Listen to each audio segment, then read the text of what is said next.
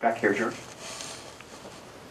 I just wanted to know, how do you go about picking your guest and what is involved in putting on a radio show for that night? Okay. A number of factors.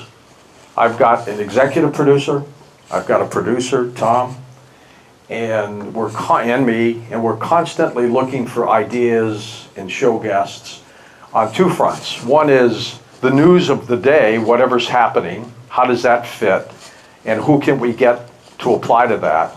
And then there are regular guests during the longer form portion of the show that we get. And then we get solicited a lot by the guests themselves, book authors, people like that who want to get on the show.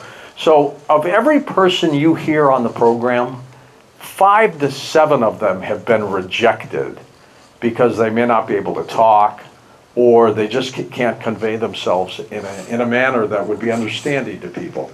If you hear me talking more than the guest, is my mic still on? Can you hear me? Okay. If you hear me talk more than the guest, it's a lousy guest. You know? If you hear them talking more than me, they're good. I had Steve Basset, who heads up the Paradigm Research Institute, and he's looking for government disclosure on UFOs. That guy, you can ask him one question. I can go to the bathroom,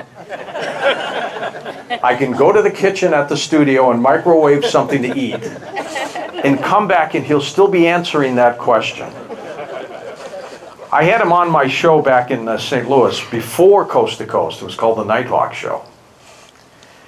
And he was my guest. I'd just gotten to know him. And I asked him a question, and I couldn't interrupt him. He just didn't stop. And then when you interrupt somebody, even if they've gone on for 12 minutes, I get emails from people saying, "Let them talk!" So he's going on and on and on. And I figured, you know what? I got to go to the bathroom. I got to just quickly run to the bathroom, and I'll run right back. And you had to go inside and outside of a door that locked automatically. So I rush out, do what I had to do, come back in. I've left my card key on my microphone desk. I'm trying to get the attention of an intern in the studio. Keep in mind, it's like 2 o'clock in the morning. Trying to get the attention of an intern to open up the door. And there's a speaker outside in the hallway. This was a station that was in a shopping center inside. So people could walk by when they're shopping and look in the window and wave and stuff like that. Well, this is after hours, nobody there. But the speaker was up there, and Steve Basset is still talking.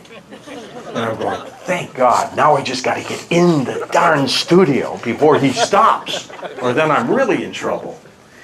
And I couldn't get in time. The intern finally found me, and Basset realized that I was gone. And so right at the end of what he was saying, and he said, "And I'll be back in a moment on Coast to Coast AM." And then we went to a commercial, and in I came. Thank God.